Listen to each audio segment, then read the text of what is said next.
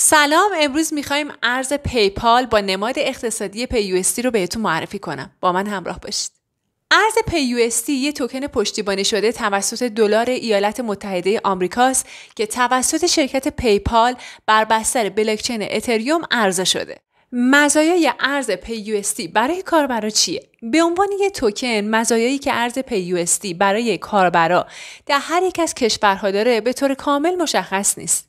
اما تسهیل ارائه خدمات مالی با استفاده از شبکه بلاکچین یکی از مزایای این رمز ارز هست که برای کاربرا و مؤسسات مالی و سرمایه‌گذارا در اروپا و آمریکاست. کشورهای مثل روسیه، ایران و آرژانتین از جمله کشورهایی هستند که در استفاده از خدمات مالی به دلیل تحریم دارای محدودیت هستند. برای همینم پیپال در ارائه خدمات خودش به این کشورها محدودیت‌هایی رو در نظر گرفته و شاید نتونیم به صورت کامل از مزایای سرمایه‌گذاری و خرید پیپال در این کشورها بهره مند بشیم.